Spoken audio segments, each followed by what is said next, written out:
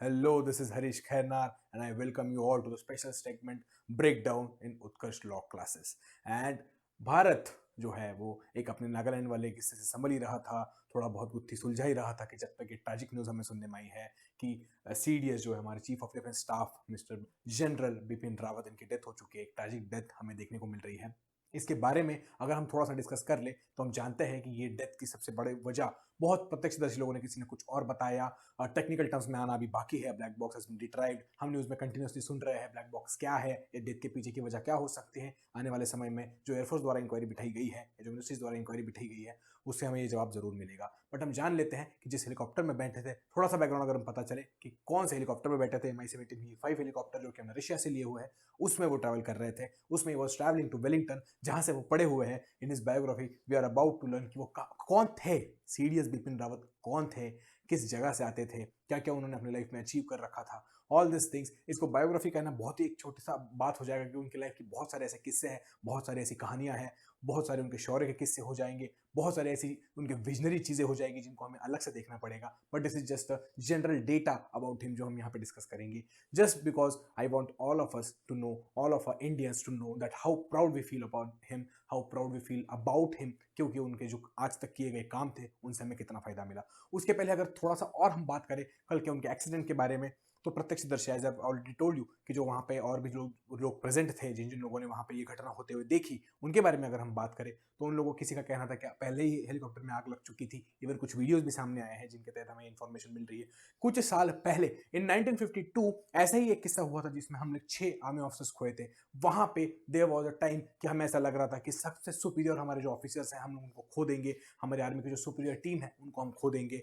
हमने 6 ऑफिसर्स खोए जरूर, बट उसमें से जो सर्वाइवर्स थे उनमें से आगे हमें 2 आर्मी चीफ्स भी मिले थे। तो ये चीज को भी हमें एक बार फोकस करना पड़ेगा। उसके बाद में we brought in some laws, we brought in some protocols, जिसके तहत ट्रिपल चेक्स तो कंपलसरी किए ही गए। उसके बावजूद भी, ट्रिपल चेक्स के बावजूद भी ऐसी कई सारी चीजें थी जिसको इंक्लूड किया गया प्रोटोकॉल्स में, जैसे कि आर्मी के टॉप जो ऑफिसर्स होंगे वो कभी भी एक साथ किसी भी व्हीकल में ट्रैवल नहीं करेंगे। But in 1963 we still face the same thing. उसके बाद में जैसे जैसे टेक्नोलॉजीज अपडेट हुई, we have updated the clauses as well, we have updated the protocols as well, जिसके तहत हमें ये पता है कि हम लोग अब उन प्रोटोकॉल्स को फॉलो इसलिए नहीं करते थे because we had one of the safest, we had one of the best helicopters in the world। ये one of the best helicopters माने जाते हैं। 6000 किलो का पेलोड कैरी करने की क्षमता, 36 सशस्त्र सैनिकों को कैरी करने की क्षमता। कल इस हेलीकॉप्टर में 14 लोग बैठे थे, जिसमें श्रीमती मधुलिका रावत जी जो कि सीडीएस बिपिन रावत, जनरल बिपिन रावत की पत्नी थी, और उनके साथ में ब्रिगेडियर लेवल के लोग और 2 लांस नायक इस लेवल के लोग भी उस चॉपर में मौजूद थे। अभी भी इंडियन एयरफोर्स का ये मानना है कि chopper is the most trusted bird. ऐसे चॉपर जो है वो मोस्ट ट्रस्टेड बर्ड्स है।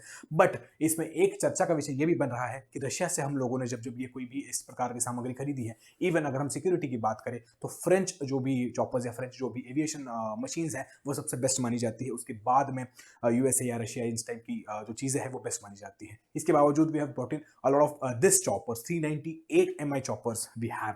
तो एमआई सीरीज के जो चॉपर्स हैं हमारे पास, 398 चॉपर्स हमारे पास है, जो जिनको रिप्लेस करना इतना ईजी नहीं होने वाला है। Even Mr. Rawat was the one who was talking about decommissioning these choppers from Indian Army या फिर Indian Air Force, I mean Indian Armed Forces। Army aviation में भी ऐसी कई सारे चॉपर्स हम लोग मौजूद करते हैं। इवन कल का जो ये ऑपरेशन या कल का जो ये ट्रैवलिंग है, it was being done by Indian air force. May be we could have used army aviation in this place as well, but this is if, या फिर ये जो सारी बातें हैं if and but, all this if and buts are no more, क्योंकि हम लोग यहाँ पे जानते हैं that tragedy has already happened. Now will jump in to know that what exactly it meant to be CDS Bipin Rawat, CDS General Bipin Rawat। हमारे army के एक जनरल थे, वी ऑल न्यू दिस। दिसंबर 2019 में वो भारत के सबसे पहले CDS chief of defence staff बने, जो कि उनके लिए क्रिएट की गई सबसे पहली पोस्ट थी। जब कोई भी इंसान अपने लिए कोई पोस्ट क्रिएट करता है या जब उस पोजीशन को क्रिएट करने के बाद पहला व्यक्ति बन जाता है, तो उसके लिए सबसे बड़ी जिम्मेदारी होती है उस फोर्स को प्रूव करके दिखाना। मैं उस चीज के लिए योग्य हूँ, इस चीज को प्रूव करके दिखाना, और वो सबसे उस चीज पे सबसे बड़े तरीके से खड़े उतरे। दिसंबर 2019 में इन्होंने अपॉइंटमेंट हुई। उसके बाद में जनवरी 2020 में, 1 जनवरी 2020 को इन्होंने ये पोजीशन का पदभार संभाला। अगर हम बात करें कहां से आते हैं, बट 16 मार्च 1958 पौड़ी उत्तराखंड आते हैं। उत्तराखंड से, उनका नेटिव स्टेट उत्तराखंड था। Death 8 December 2021, that you already know, Coonoor Tamil Nadu या Nilgiri, western part of Tamil Nadu की अगर हम बात करें, वहां पे नीलगिरी हिल्स में यह हादसा हुआ। Age was 63 years. कहीं ना कहीं सीडीएस के बारे में जो क्लॉजेस है उसमें 65 ईयर्स एज जो है रिटायरमेंट के लिए वो रखे जाने की बात करी जा रही है। National defence academy, he was India pass out, and obviously IMA Indian military academy for the defence studies as well, BSc from India and further studies in IMA as well, for the training in IMA as well.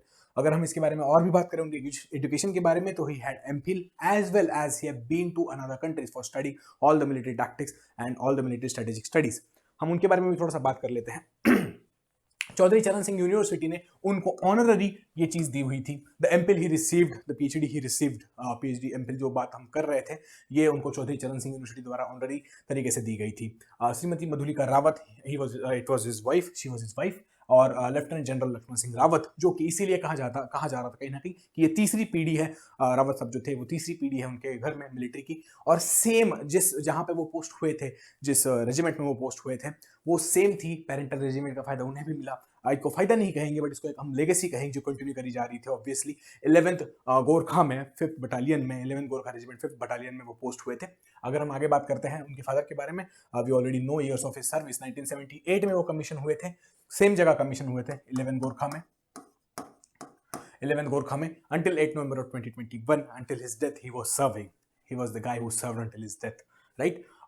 कितने army decorations हैं उनके पास में, परम विशिष्ट सेवा medal, उत्तम युद्ध सेवा मेडल, अति विशिष्ट सेवा मेडल, युद्ध सेवा मेडल, सेना मेडल, विशिष्ट सेवा मेडल। इसके अलावा उनके पास 9 years of service medal, 20 years of service medal, 30 years of service medal। Obviously if you are serving for more than 40 years you are liable to receive all these medals in your lifetime, and this is a great achievement, this is a great achievement if you could see। The next slide says, उनके education के बारे में अगर हम थोड़ा सा जानते हैं तो कैम्ब्रियन हॉल स्कूल इन देहरादून, जो देहरादून में जो स्कूल है कैम्ब्रियन हॉल स्कूल, वहाँ से उन्होंने पढ़ाई करी। उसके बाद में सेंट एडवर्ड स्कूल शिमला गए और उसके बाद में उन्होंने इंडिया ज्वाइन कर ली। थोड़ा फर्दर स्टडीज की अगर हम बात करें, even when being in the academies he has won sword of honour. और उसके बाद अगर हम बात करते हैं कि same college he was going to defence service staff college, यहीं पे वेलिंगटन में he was going for this ceremony, जहाँ पे वो जा रहे थे। Already it was a place where he have studied, further education उन्होंने लिया हुआ था, ग्रेजुएट वहाँ से हुए थे वेलिंगटन में, और वहीं से वो ट्रैवल कर रहे थे, राइट? वहाँ पे वो जा रहे थे, सुलू एयरबेस से लेके वेलिंगटन वो जा रहे थे जब उनका एक्सीडेंट हो गया है। कोयम्बतूर डिस्ट्रिक्ट में वो जगह पड़ती है। And the senior command course of the United States army staff and command colleges, Leavenworth, Kansas. Okay, यही वो कोर्स है जिसके बारे में बात कर रहे हैं कि जो उन्होंने जाके दूसरे देश में, विदेश में जाके भी ये same course has completed. He also got an MPhil degree in Defense Sciences and Diploma in Administration and Computer Science from Madras University. He had an MPhil degree as well, जो कि अलग से उनको थी। PhD उनको, he was honored with a PhD in Philosophy from Chaudhary चरण Singh university.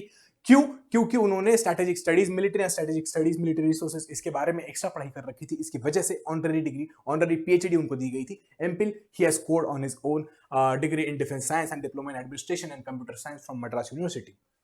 If we move ahead, उनका military career, अगर हम उनके बारे में बात करते हैं कि मिलिट्री करियर कैसा रहा, तो ऑल वी नो इज कि वी ऑल नो दैट 1978 में he was commission in Indian army, और उसके बाद में कहाँ, 5th battalion of 11th Gorkha rifles, the same unit as his father Lakshman Singh Rawat. Yes, this is the parental regiment वाली बात। He has spent 10 years in the counter insurgency operations and has served in various He has served in various major operations। अगर हम basically बात करें शुरू से लेके, तो ऐसे ऐसे एरियाज में सर्व किया। He has been in Uri, he has been in Poonch, ऐसे एरिया से लेके काउंटर इंसर्जेंसी ऑपरेशंस में भी उन्होंने सर्व किया हुआ है। बहुत सारे आतंकियों को मार गिराने तक मिलिट्री के जो इनसाइड ऑपरेशंस थे उसमें भी उनका हाथ रहा है। इवन अगर हम बात करें इन डेप्थ या इन डिटेल अगर बात करें, तो म्यांमार इंसर्जेंसी से लेके हम लोग काउंटर स्ट्राइक, जो सर्जिकल स्ट्राइक हमने किया था, उसकी अगर बात करते हैं, तो in all this places he had been somewhere the part of the tactical और the strategic management. While on the post of CDS, Bipin Rawat commanded a company in Uri। Like okay, while जब वो major थे, CDS Bipin Rawat is now current position, पर वो जब वो major हुआ करते थे, at that time उन्होंने उरी, जम्मू एंड कश्मीर में वहाँ पे अपनी कंपनी को भी कमांड किया हुआ था। All these places he has served in। You might know कि वो इसके अलावा उन्होंने कहाँ कहाँ सर्व किया, तो we'll just get to know more about it। He has been into the international missions as well। International missions में कहाँ, पीस कीपिंग मोशन जो मिशंस होते हैं वहाँ पे वो गए हुए थे। मल्टीनेशनल ब्रिगेड उन्होंने डेमोक्रेटिक रिपब्लिक ऑफ द जोंगो यहाँ पे यहाँ पे करी हुई है, राइट? तो ये कॉन्गो में वहाँ पे उन्होंने एक इंटरनेशनल मिशन भी किया हुआ है। पीस कीपिंग फोर्सेस हमारी जाती है, the same piece keeping forces जिनकी वजह से अगर हम इन डेप्थ बात करें, हम लोग we have lost our ex prime minister Rajiv Gandhi, जहाँ पे पीस कीपिंग फोर्सेस की वजह से there were issues that caught up. तो ये सब चीजें हमें थोड़ा हिस्ट्री से भी कनेक्ट करके इनको देखना होगा। All the aspects we'll have to compare with the studies. वहाँ पे उनको 2 बार mention commendation of the force commander का अवार्ड भी मिल चुका था। इसी के साथ ही साथ में उन्होंने कहाँ कहाँ सर्व किया, इसके साथ ही साथ में 1 मेन थिंग सदर्न कमांड में भी उन्होंने कमांड संभाली हुई थी। सदर्न कमांड जो कि पुणे में है, हमारी कमांडर जनरल की कमांड उन्होंने सदर्न कमांड में संभाली थी। हमारी कमांड्स कहाँ कहाँ है, this is just well known fact कि हमारे जैसे नॉर्दर्न कमांड अगर उधमपुर में है तो सदर्न कमांड पुणे में है। All this we have to know. इसी के साथ ही साथ में ये हमारे chief of staff of the army, chief of army staff, वो 27 थे, उन्होंने दलबीर सिंह सुहाग से चार्ज संभाला था, उनसे चार्ज लिया था और वो चार्ज संभाला था। वो इस रेजिमेंट से, गोरखा रेजिमेंट से तीसरे ऐसे जनरल थे जो सीधा मिलिट्री के या chief of the army staff बने थे। दिसंबर 31 2016 को उन्होंने चार्ज संभाला। 17 दिसंबर को वो अपॉइंट हुए और 31 दिसंबर 2016 को उन्होंने चार्ज संभाला military the chief of the army staff बनने का।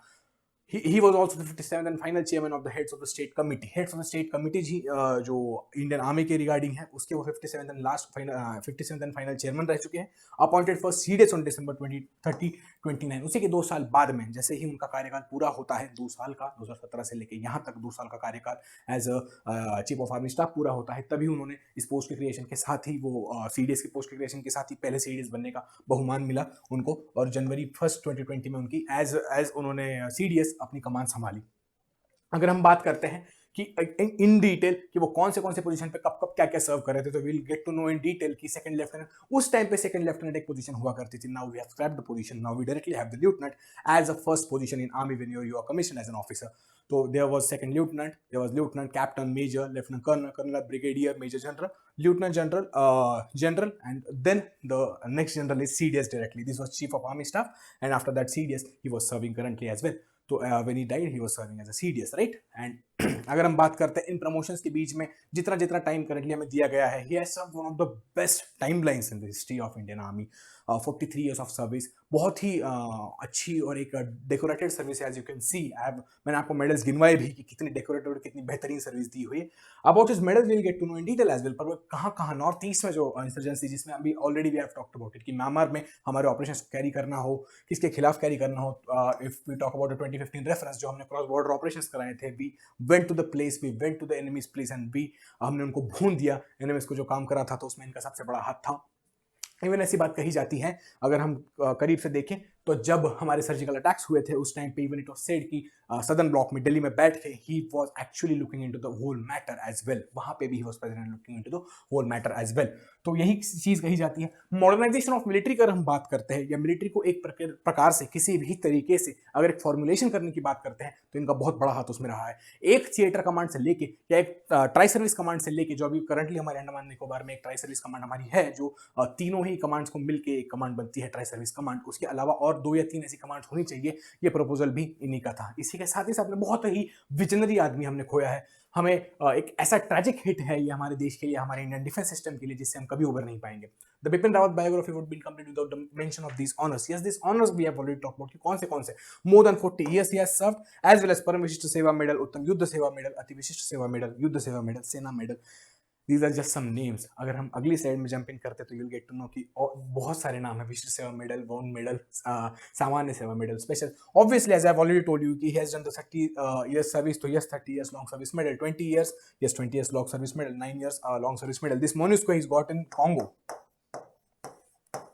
This medal he got in Congo because of his international serving, और वहाँ पे भी बेहतरीन सर्विस देने के लिए उनको फोर्स ऑफ कमांडर का जो ऑलरेडी एक अवार्ड हमने जिसके बारे में बात करी वो मिल चुका है, हाई एल्टीट्यूड सर्विस मेडल, विदेश सेवा मेडल। तो yes, obviously he deserved all this medals, and you know कि what valour he must have had to get all these medals on his chest. Other achievements of Rawat as an army commander, right? He was instrumental in restructuring the military to reduce administrative interference. Yes, administrative interference को कम से कम रहे, इस वजह से इनका काफी बड़ा योगदान, काफी बड़ा हाथ इस सेम चीज में रहा, और कॉम्बैट पोटेंशियल बढ़ाने के पीछे भी। As I already told you, modernization of the army, फिर वो गन्स से लेके या टैंक्स तक हो, या हमारे इंस्ट्रूमेंट से लेके या आदमियों के सूट्स तक हो, या हमारे सोल्जर्स के सूट्स तक हो, हर चीज में इनका हाथ बहुत ही इंपॉर्टेंट तरीके से रहा हुआ है।